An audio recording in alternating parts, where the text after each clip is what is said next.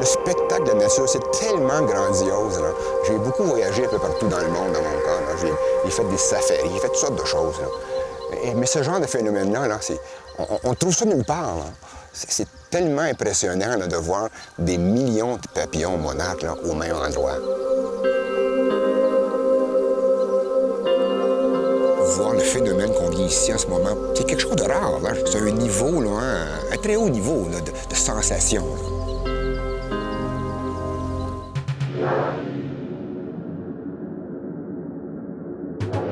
Jean Loriot est né dans la région de l'Outaouais, au Québec. Pendant toute sa jeunesse, il a vécu à la campagne, entouré par la nature et les animaux. Moi, quand j'étais jeune, j'ai été intéressé à peu près n'importe quoi dans la nature. J'ai fait des collections, jeune, hein? J'ai fait des collections de nids d'oiseaux, des branches, j'ai fait des collections d'insectes, j'ai ramassé des grenouilles. Ils m'ont souvent appelé, moi, là, le gars au bébite. Souvent, là, mes frères, là, ils comprennent pas que quelqu'un peut aimer là, un peu les insectes, les papillons, les champignons, toutes ces choses-là. Passionné par tout ce qui touche l'environnement, ce biologiste se considère avant tout comme un vulgarisateur et un communicateur. Depuis le début des années 90, il s'intéresse particulièrement à la protection du papillon monarque. Qu'est-ce qui me passionne, le papillon monarque, moi, c'est encore l'inconnu. Il y a tellement de choses hein, qu'on ne connaît pas encore du papillon monarque.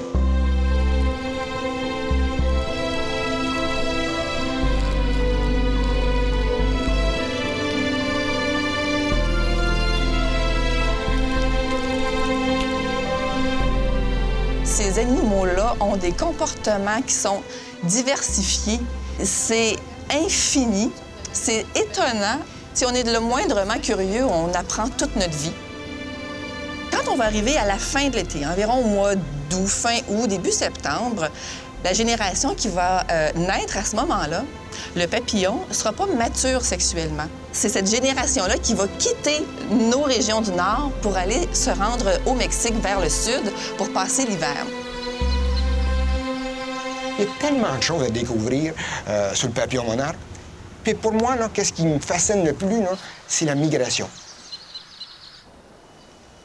Alors qu'ils se déplacent vers leur quartier d'hiver, les monarques de l'Est canadien et américain sont suivis tout au long de leur voyage. Le programme Monarch Watch est un programme d'étiquetage de papillons monarques qui sont ensuite relâchés pour arriver à connaître un peu leur voie migratoire, quelle vitesse ils vont prendre pour descendre jusqu'au Mexique, quel chemin exact, à quel moment ils arrivent au Mexique. Ça fait plus ou moins 5 ans que j'étiquette des papillons monarques. C'est vraiment comme lancer une bouteille à la mer. On ne sait jamais. Il y a des mille et des mille et des mille papillons qui sont étiquetés par année et on en retrouve seulement un petit nombre chaque année. Pendant que l'automne s'installe, le monarque poursuit son voyage de plus de 4000 km vers les montagnes du Michoacán, au nord-ouest de Mexico. Ce phénomène migratoire soulève encore bien des questions. Comment ce petit insecte pesant à peine un demi-gramme fait-il pour trouver son chemin alors qu'il ne s'est jamais rendu à cet endroit? On ne sait pas beaucoup de choses, hein? Une chose qu'on sait, par contre, que le papillon monarque, d'une façon ou d'une autre, ils vont se rendre au Mexique. Comment exactement vont s'y rendre, c'est encore un peu un mystère. Soit qu'ils vont utiliser le soleil, soit qu'ils vont utiliser le magnétisme, soit qu'ils vont utiliser des ondes ultraviolets, ou encore d'autres genres de systèmes, ou une combinaison de tous ces systèmes-là pour faire en sorte qu'ils vont se diriger au Mexique.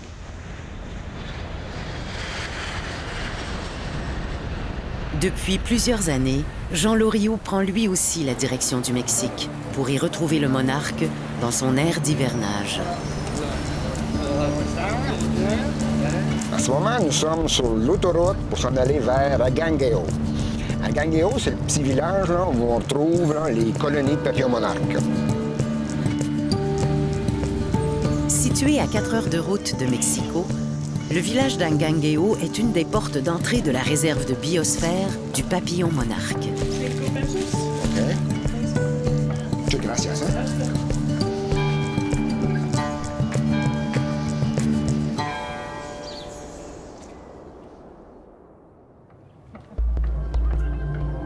Le lendemain, Jean se rend dans les montagnes entourant le village, à quelques 2500 mètres d'altitude. C'est là que les colonies de monarques s'installent parce qu'elles y trouvent les meilleures conditions pour l'hivernage, du temps frais et un bon taux d'humidité. Hola, Ian, ¿cómo estás? Muy bien. Pour trouver les colonies de papillons monarques, Jean peut compter sur Felipe Martinez, le biologiste de la réserve de biosphère. De toda la mariposa que llegó esta temporada, hay un 10% más en relación.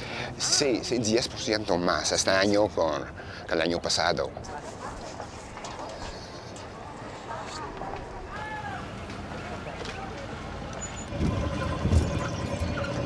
C'est vraiment pas facile de voir où sont les colonies. Pour voir ces colonies-là, on ne les voit pas d'une autoroute, là. On doit prendre des véhicules pour se rendre, pour s'approcher des lieux d'hibernation. Par la suite, on prend des sentiers. Et encore là, les sentiers, des fois, c'est très difficile.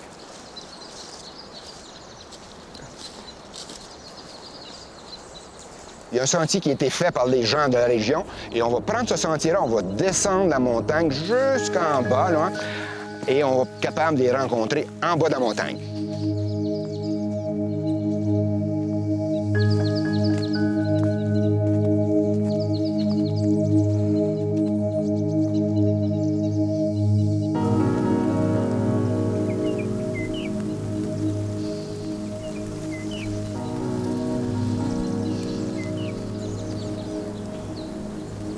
C'est quelque chose de difficile à décrire, hein?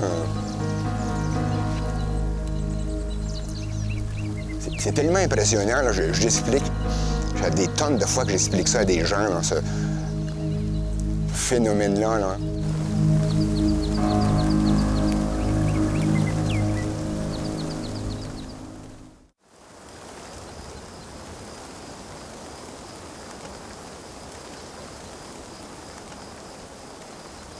J'adore le silence et j'adore le son des ailes des papillons monarques.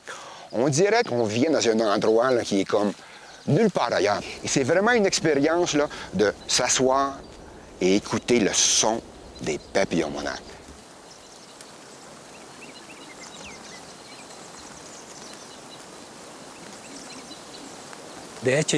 En fait, la première fois que je les ai vus, je pensais que c'était des feuilles mortes sur les arbres, jusqu'à ce que je m'arrête pour voir et découvrir que c'était des millions ou des milliers de papillons.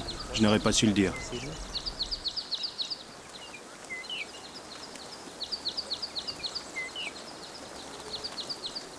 La raison qu'ils sont ici, c'est pour passer tout l'hiver. Il faut comprendre que les papillons monarques, quand ils sont ici, ils ne mangent pas. Ils arrivent ici avec une certaine quantité d'énergie et ils doivent passer l'hiver avec cette quantité d'énergie-là. Donc, une des raisons qu'ils viennent ici, c'est pour minimiser là, hein, la perte d'énergie. C'est comme un genre de réfrigérateur.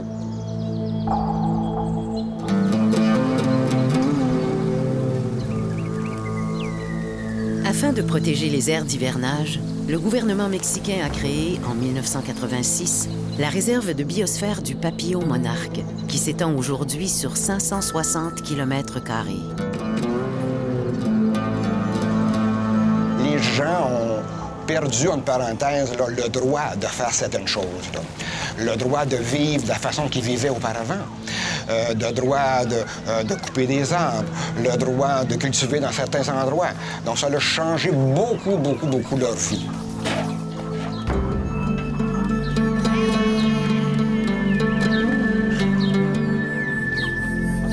Sí, o sea, la gente... La majorité des gens ont réagi en se mettant en colère. Ça les a irrités. C'est une partie importante de leur histoire. Ces terres sont une propriété sociale. C'est-à-dire que les communautés sont propriétaires de leur territoire. Nous devons reconnaître qu'ils sont propriétaires depuis 1920, 30, 40. Ici, le bois est une ressource très convoitée. Malgré le décret interdisant la coupe des arbres sur la réserve, Jean Loriot a pu constater que plusieurs zones ont subi des coupes illégales clandestines. Moi, j'étais ici il y a environ 4 ans, là, et les gens venaient juste de couper les arbres. Là. Ça s'est fait durant une nuit. Ça se fait très rapidement. Les gens, quand ils viennent ici, là, ils sont organisés côté mécanique et également côté, ils viennent armés.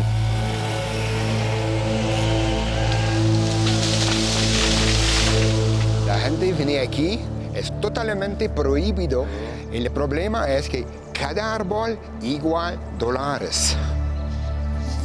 C'est ainsi que des clairières apparaissent peu à peu dans la forêt.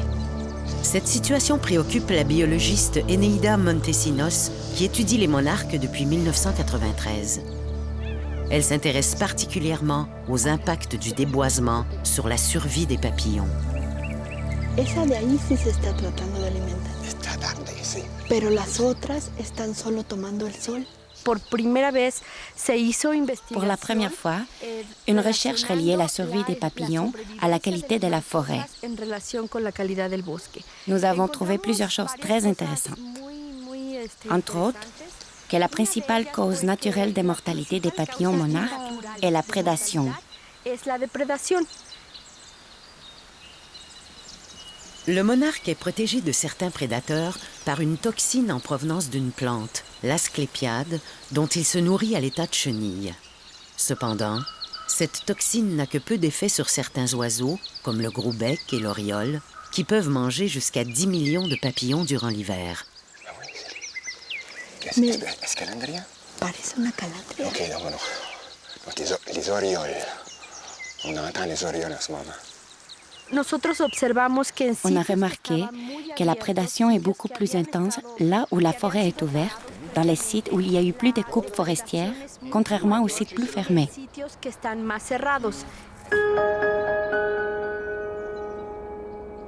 Donc, en créant des espaces, des trous un peu partout dans la forêt, on change le microclimat, on change la température et souvent, le papillon monarque, il va voyager, il va voler plus souvent.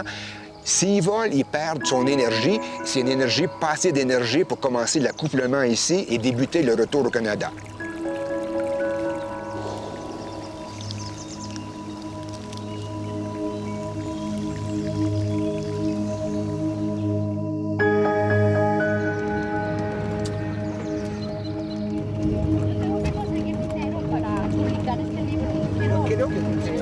Pour conserver leur énergie, les papillons restent agglutinés les uns aux autres une bonne partie de la journée.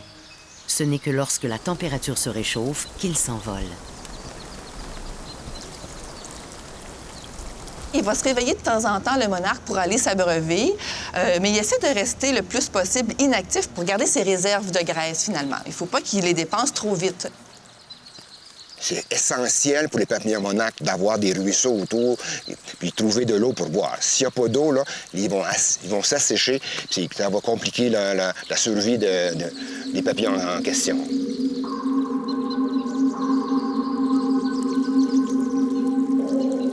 Il y a des menaces, effectivement, qui atteignent le monarque, entre autres la déforestation. La coupe de bois est quelque chose de majeur. Il y a aussi le fait qu'on va maintenant récolter l'eau, dériver l'eau qui servait au monarque.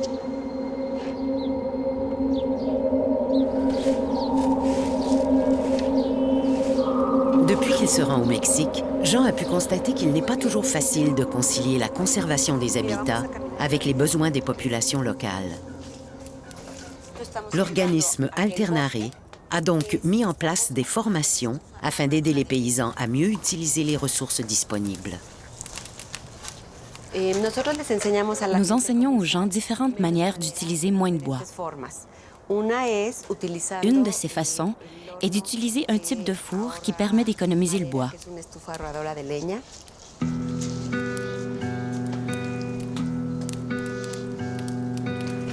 Gracias por todo. Gracias a ti. Sí. Qué bueno verte. Sí, voy a encontrarnos pronto. OK. Gracias. Muchas gracias. Gracias. Gracias a ti. Bye. Chaque fois qu'on leur donne des techniques, ces gens-là, bien, peut-être on va utiliser moins les forêts.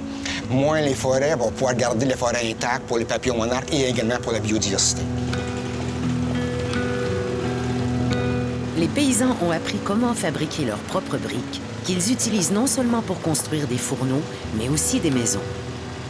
Pour chaque maison bâtie avec ces briques, 15 arbres pourront continuer de croître dans la forêt. Oui, les campesinos, après leur formation, ils vont changer leur mentalité, mais c'est question de temps. Environ 250 000 personnes vivent sur les terres de la réserve de biosphère du papillon monarque. La cohabitation demeure donc un des principaux défis à relever. Toutefois, il n'y a pas qu'au Mexique que l'habitat du monarque doit être préservé. Mais comment protéger un insecte qui se déplace sur des milliers de kilomètres?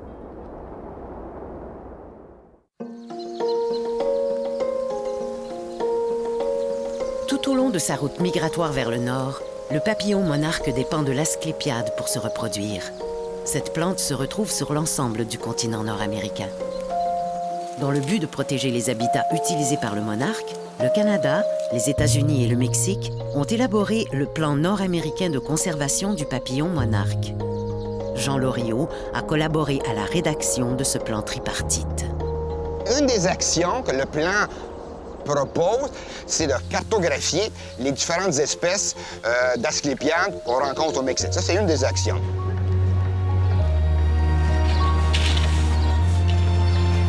Une autre action également, c'est de tenter de travailler avec les communautés pour qu'ils soient capables de se prendre en main dans le futur. C'est une autre partie du plan d'action, ça aussi. Une autre partie du plan d'action, c'est de favoriser l'écotourisme durable également.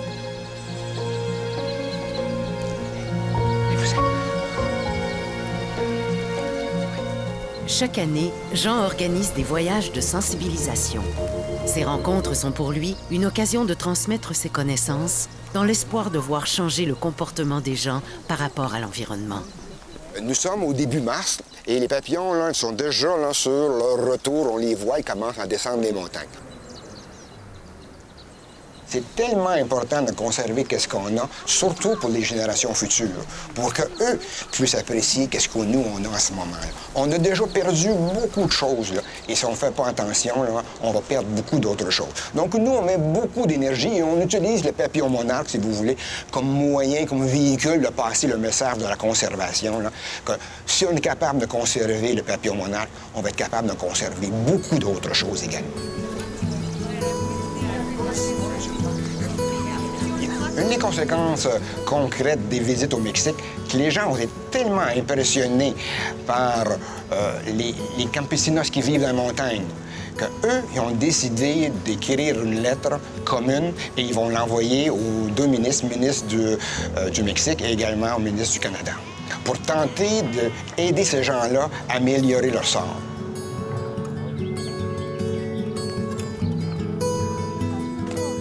Pour Eneida Montesinos, si l'on veut que les populations locales s'impliquent dans les projets de conservation, il faut qu'elles soient en mesure d'en retirer des bénéfices. D'où l'idée de former les paysans pour qu'ils puissent travailler comme guides dans la réserve. ¿Cómo se llaman? Asclepia. Las asclepias. Y esta es la asclepia tropical, ¿no? En approfondissant leurs connaissances sur la biologie du papillon, ceux-ci sont sensibilisés à la nécessité de conserver la forêt. Parce que, sans la forêt, il n'y aurait plus de phénomène migratoire.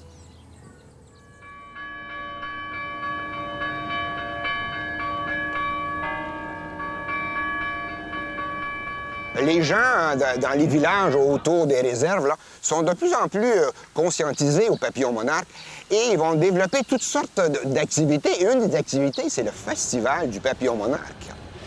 Ce festival culturel, qui a pour but la conservation et la promotion du papillon monarque, se déroule dans plusieurs villages de l'État du Michoacán. Cela illustre bien que les mentalités évoluent et que les gens sont fiers de la présence de ce papillon sur leur territoire. Je crois que le papillon monarque, c'est un bon exemple de partage de territoire entre les humains et les animaux. On le voit bien dans les réserves en ce moment, et c'est ça qu'on tente de faire. On ne peut pas dissocier l'humain de l'environnement. L'humain fait partie de l'environnement intégral autant que le papillon monarque.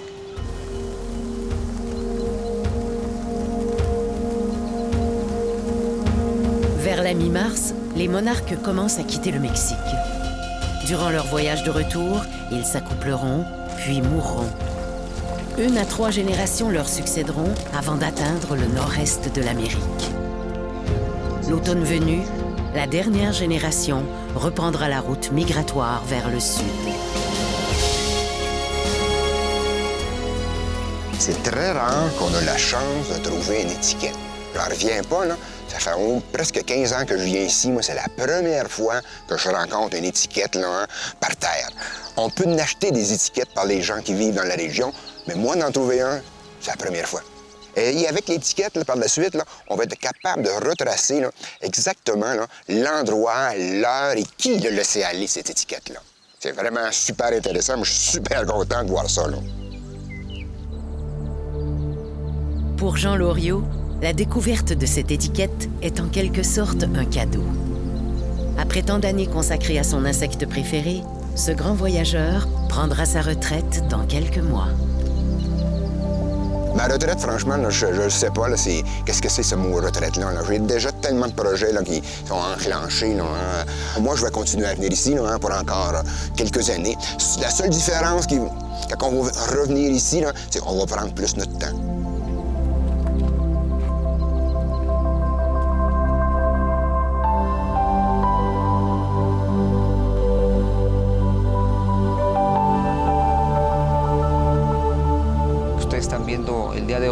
Aujourd'hui, comme vous voyez, les gens profitent du tourisme dans la forêt pour mieux subvenir à leurs besoins.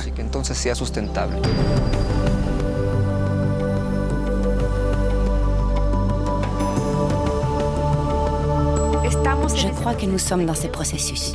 Ils commencent à comprendre que c'est le patrimoine de l'humanité et que c'est à l'intérieur de leur forêt.